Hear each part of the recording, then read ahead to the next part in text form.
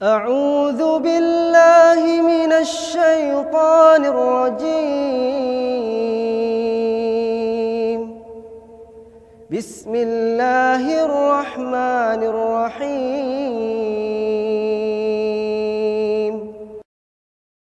Kalau kita sedang dalam kondisi sendiri, butuh teman curhat, Allah sebaik-baik tempat curhat. Butuh pertolongan, Allah sebaik-baik penolong. Butuh kebaikan, Allah memiliki segala kebaikan. Butuh jalan keluar, Allah lah yang satu-satunya yang punya jalan keluar dari semua kebuntuan hidup kita. Makin banyak masalah, makin dekat sama Allah. Enggak apa-apa kalau kita ngerasa, saya mah enggak pede dekat sama Allah. Kenapa? Saya banyak dosa. Kalau gitu dekat sama Allah sebagai pendosa. Gimana dekat sama Allah sebagai pendosa? Tadi, Rabbi zalamtu nafsi faghfirli. Ya Rabbi, saya menzalimi diri saya sendiri, maka ampunkanlah dosa saya. Deketin Allah dengan minta ampun. Nggak pede datang ke Allah. Kenapa? Soalnya takut ngecewain Allah. Kan kita udah minta, nanti Allah ngasih. Udah gitu namanya manusia kadang-kadang kalau udah selesai dari masalah balik lagi dia. Jauh lagi dari Allah, lalai lagi, dosa lagi, kan suka gitu. Karena kita masih kayak ragu sama kemampuan kita, saya bisa nggak ya istiqomah? Saya bisa nggak ya taubatan nasuha? Daripada nanti saya udah minta sama Allah, Allah tahu banget kalau saya itu masih labil, kan nggak enak. Udah nggak apa-apa, kita berbuat dosa datang lagi sama Allah. Dosa lagi datang lagi sama Allah. Kapan sih Allah pernah putus asa mengampuni dosa hambanya? Yang ada itu adalah hambanya putus asa minta ampun kepada Allah. Allah mah nggak pernah putus asa. Nggak ada kalimat satupun di Al-Quran dan hadis Allah bilang gini, saya gak akan ngampunin dosa kamu lagi. Kenapa? Udah 3 kali saya ampunin kamu ulangi. Gak pernah Allah ngomong kayak gitu. Baik di Al-Quran gak pernah, di hadis gak ada. Baik hadis Nabi gak ada, hadis Qudsi juga gak ada. Gak ada cerita Allah itu ketika kita datang pertama, ya diampunin. Datang kedua, ya udah deh. Datang ketiga, ini terakhir ya. Allah gak pernah ngomong gitu kan. Pas yang keempat, tidak ada maaf bagimu. Gak ada Allah ngomong kayak gitu. Selalu, wahai hambaku, Qul ya ibadiyalladzina asrafu ala anfusihim. Katakan kepada hambaku yang sudah banyak dosa dan menzalimi diri sendiri. Qul ya ibadiyalladzina asrafu ala anfusihim.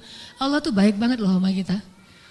Allah tahu kita banyak dosa, tapi Allah masih manggil kita tuh ibadi, hambaku gitu coba. Itu panggilan lembut loh dari Allah. Allah kalau kasar panggil nama, ya Hanan, itu kasar tuh. Tapi ya ayah abdi itu lembut. Sama kayak Aisyah kalau marah sama Rasulullah manggilnya Muhammad. Aisyah, ini kata Aisyah sendiri, Aisyah radhiyallahu anha. Jadi kalau Aisyah manggil Rasulullah, ya Rasulullah, itu lagi enak tuh perasaannya, lagi moodnya lagi enak. Tapi kalau ya Muhammad, itu lagi marah. Tapi Rasul dipanggil Muhammad biasa-biasa aja ya. Kita mah kalau dipanggil nama, istri celaka nih, durhaka segala macam, keluar dalil.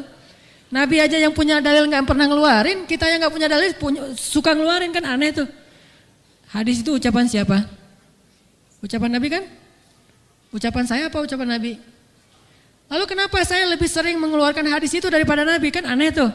Nabi aja yang ucapan beliau sendiri, hadis beliau sendiri, gak pernah ngeluarin hadis-hadis tentang istri harus kayak gini untuk ngedidik istrinya supaya istrinya tunduk. Enggak. Nabi mah ngeluarkan hadis itu kepada kaum muslimah dalam suasana yang nyaman. Tapi kalau lagi marah gak mau pakai hadis. Gak mau pakai ayat. Kita kalau lagi marah, ayat hadis keluar semua tuh. Jadi taklim kita itu bahan untuk marah gitu. Kalau lagi marah ntar saya keluarin nih ayat-ayat yang kemarin saya dengar di ta'lim. Allah tuh baik banget sama kita. Udah banyak dosa masih manggil abdi. Ibadi kalau yang banyak mah. Qul ya ibadiyalladzina asrafu ala anfusihim. Katakan kepada hamba-hambaku. Sama kayak ibu manggil ya Bunayya, wahai anakku, anakku. Udah sering ngecewain ibunya, masih dipanggil anakku, enggak dipanggil nama. Saking maha baiknya Allah kepada hamba. Katakan kepada hamba-hambaku yang melampaui batas. Arti melampaui batas berarti dosanya tuh udah enggak kehitung, udah banyak banget. Dia buat zina, dia membunuh, dia minum khamar, kalau sekarang narkoba, dia pokoknya durhaka, ninggalin sholat, semuanya dia lakukan termasuk perdukunan, syirik. Tapi Allah masih bilang, Qul ya ibadiyalladzina asrafu ala anfusihim. Apa pesannya? La taqnatu min rahmatillah. Jangan putus asa minta ampun sama Allah. Coba. Gak pernah Allah putus asa ngampunin kita. Yang ada kita putus asa minta ampun sama Allah. La taqnatu min rahmatillah. Jangan putus asa minta ampun sama Allah. Innallaha yaghfirudz dzunuba jami'a. Allah mengampuni dosa semuanya. Semua dosa diampuni. Tapi Allah pernah syirik. Innallaha yaghfirudz dzunuba jami'a. Saya pernah berzina ya Allah, yaghfirudz dzunuba jami'a. Saya pernah durhaka sama orang tua ya Allah, yaghfirudz dzunuba jami'a. Saya pernah minum khamar, saya pengedar narkoba ya Allah, yaghfirudz dzunuba jami'a. Saya pernah mencuri hak orang lain ya Allah, yaghfirudz dzunuba jami'a. Semuanya diampuni. Memangnya ada tempat lagi bagi kita untuk lari dan berserah diri kecuali kepada Allah? Kalau kita punya masalah, adakah tempat yang lebih baik bagi kita untuk datang curhat dan mengungkapkan semua masalah kita daripada Allah? Makanya Musa tahu hal itu. Dia labil memang, dia anak muda dan itu wajar. Tapi dia tahu dan yakin satu kebaikan. Bahwa selabil apapun, sebanyak apapun kesalahannya, dia selalu datang dan mengatakan, Rabbi. Lalu mengakui kesalahannya, zalamtu nafsi ya Rabbi. Salah lagi, bilang lagi, Rabbi zalamtu nafsi, ini gimana nih ya Allah, saya salah melulu. Salah lagi ya Allah, salah lagi deh. Salah lagi ya Allah, salah terus. Salah lagi ya Allah, tolong dong, saya pengen berubah. Terus aja gitu. Jangan datang kepada manusia, makin sering kita datang kepada manusia, kita makin rendah. Makin sering kita datang kepada Allah, kita makin tinggi.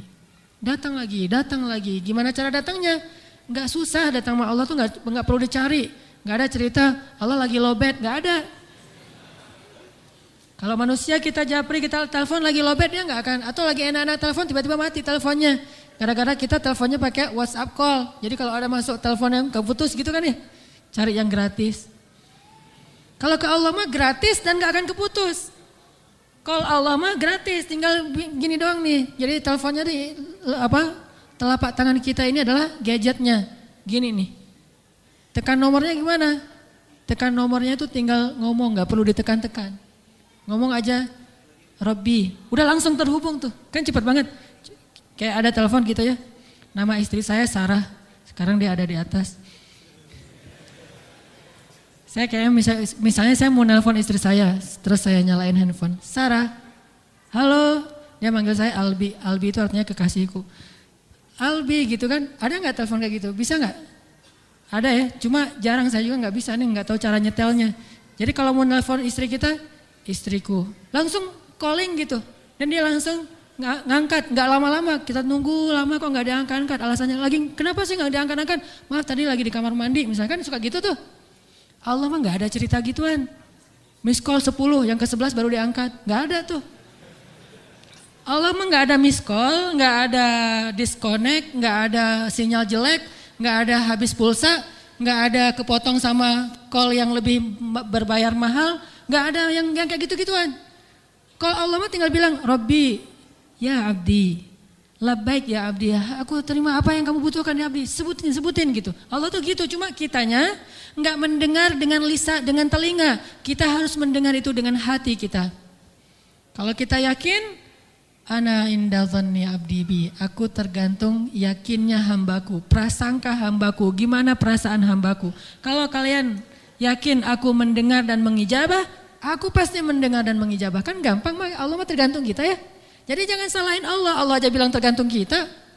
Kalau kita ngerasa doa kita gak diijabah, jangan salahin Allah, kok Allah gak ngijabah. Salahin diri kita, kenapa kita gak yakin Allah mengijabah. Yakin kok, kalau yakin ngapain dipertanyain. Kalau kita yakin jangan dipertanyakan.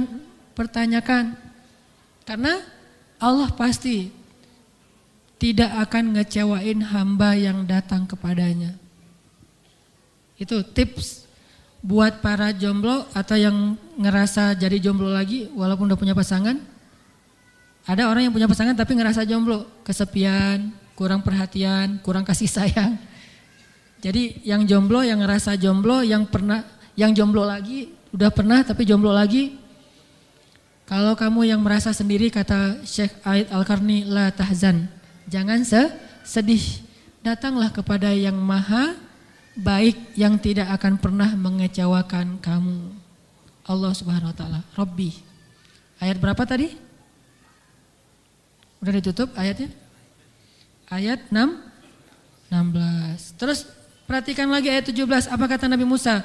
Rabbi bima an'amta alayya falan akuna zahiran lil mujrimin. Terus perhatikan lagi ayat 21. Rabbi najjini minal qaumidz zalimin. Ketika Nabi Musa lari ketakutan dikejar sama prajurit Fir'aun, Musa kalau sendiri lawan satu sama prajurit itu mungkin bisa menang. Tapi kalau satu pasukan, yang namanya manusia biasa kan ya, memang kalau duel gladiator 1 lawan 1, duel nih, pasti Musa menang karena terkenal paling kuat. Tapi kalau udah satu pasukan ya wajar kalau Musa lari dan ketakutan. Dalam keadaan kayak gitu apa kata Musa? Balik lagi ke Allah. Rabbi najjini minal qaumidz zalimin. Terus berangkat nih Musa, udah selamat dari pasukan Firaun, terkatung-katung di tengah perjalanan, bingung mau kemana. Dalam keadaan bingung kayak gitu, apa kata dia?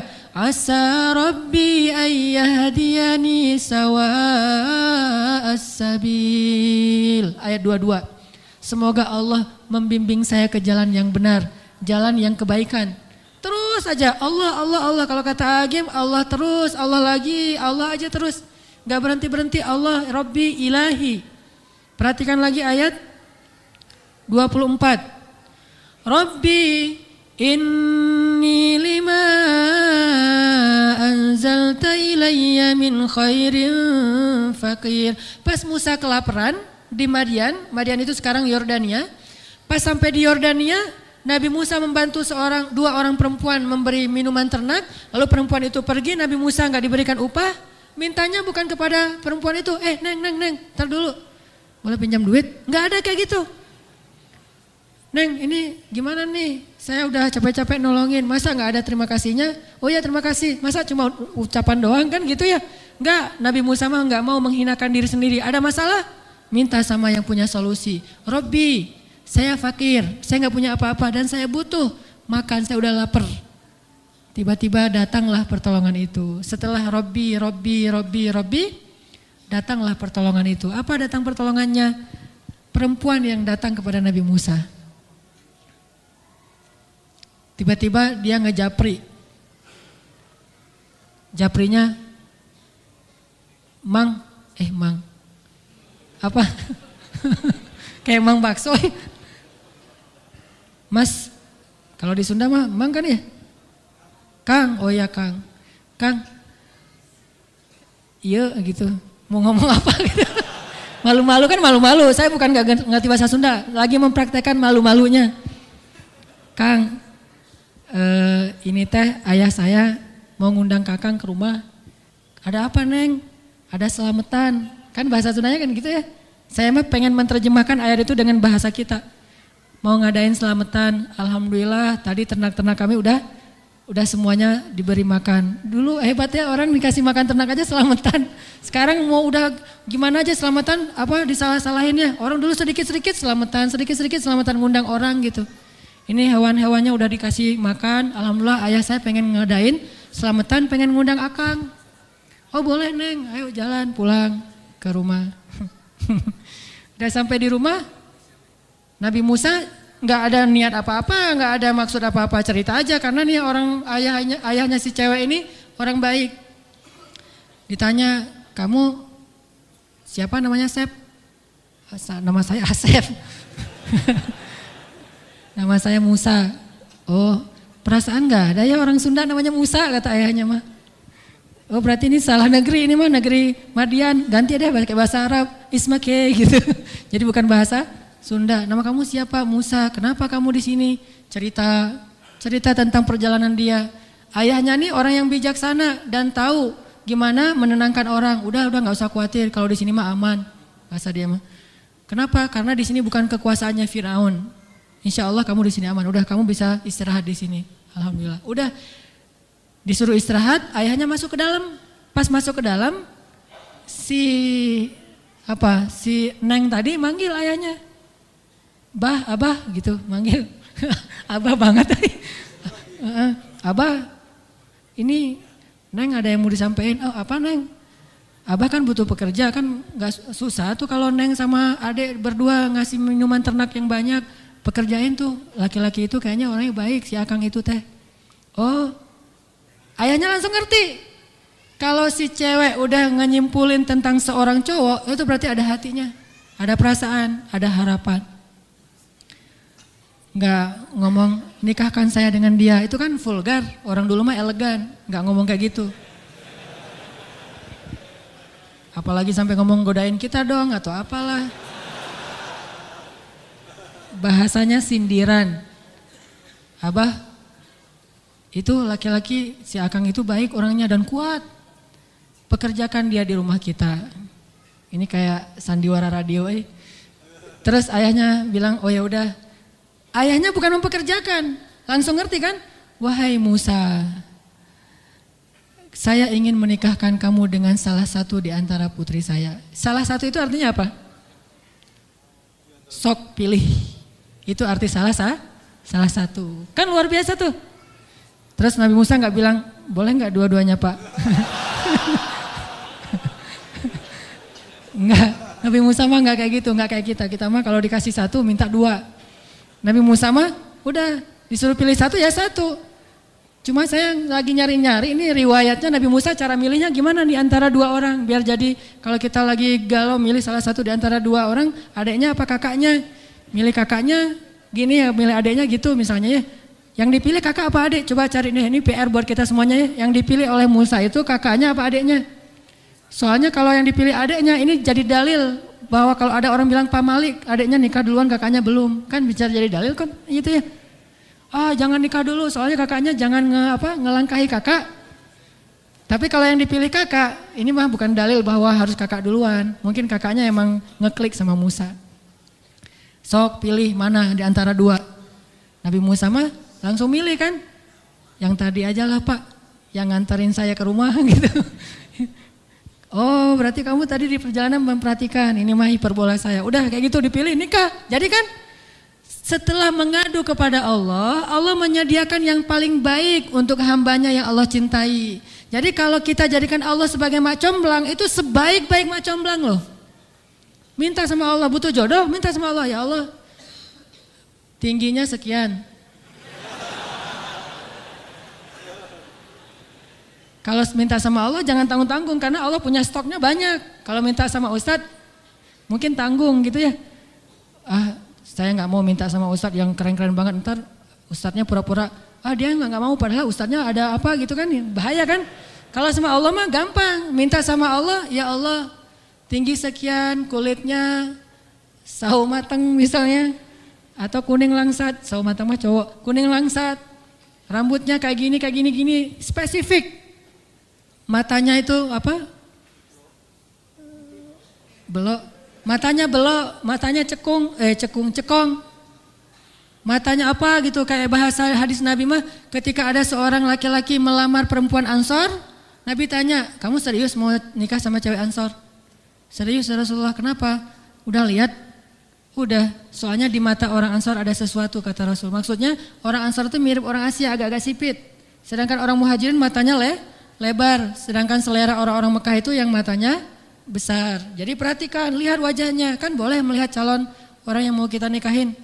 Wajah sama telapak tangan, udah itu aja, jangan yang lain.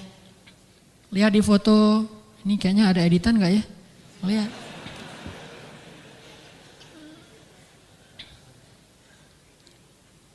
Gitu deh, jadi minta sama Allah. Kalau ada masalah minta sama Allah dan Allah akan memberikan sebaik-baik orang untuk menjadi pendamping hidup kita.